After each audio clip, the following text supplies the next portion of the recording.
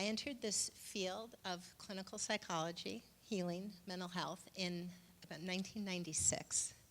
And working in an inner city clinic in New York, I walked out to the waiting room one day, and there was a little girl sitting all by herself.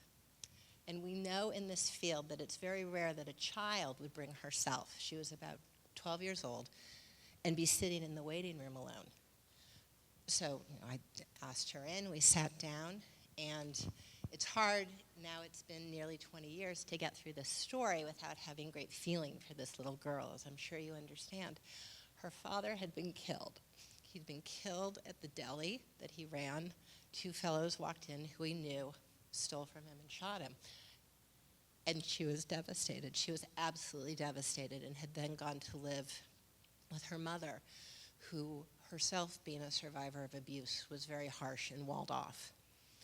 So this little girl's life became being locked up in her room, and she could go to school, but had a very hard time having friendships and was forbidden from even friendly conversations with boys because of her mother's own very painful story. She was very, very depressed. And I would say, as is often the case in a treatment clinic, we think, okay, is this crisis? And while it wasn't suicide level crisis, this was about as bad as it gets for a 12-year-old little girl. Oh, sure, excuse me, yeah. We worked together in psychotherapy using some of the foremost models in which we've all been trained, and I saw her progress over time from a 2 to a 4 to a 6, and then at 6 there was no more progress. No 6.5, no 7, and months went by and she wasn't getting better. And then one day something marvelous happened. She came trotting in and said, "You're not going to believe this. Guess what, Dr. Miller, guess what?" And I said, "What?" And she said, "Well, my uncle's aunt allowed me to go with a chaperone to a party, and it was the first time ever that I was allowed to go and be with friends, and I met a boy. He was very polite. He was very, very nice, this boy.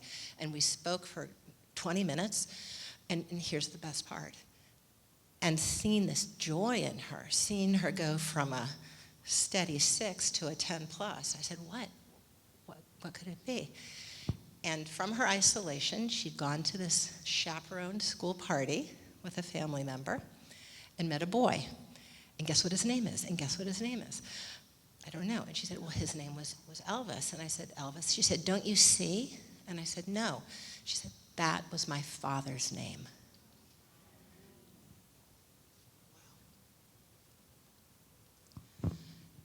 And barely containing myself, I said, "And what do you make of that?"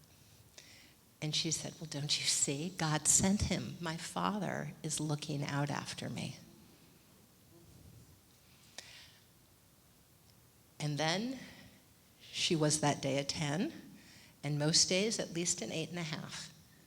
And she then went from suffering to a renewed connection with the sacred presence in and through all of us, especially amplified in the sacred bond of love in family. The sacred ultimate presence in the bond of love between family was present, watching over her every day, her father.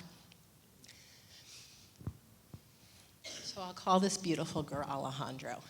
And what Alejandra showed me, that in the heart was always clear, but Alejandra was a clear messenger for the field, that a psychotherapy, a clinical psychology, a mental health system without a spiritual core simply doesn't make sense.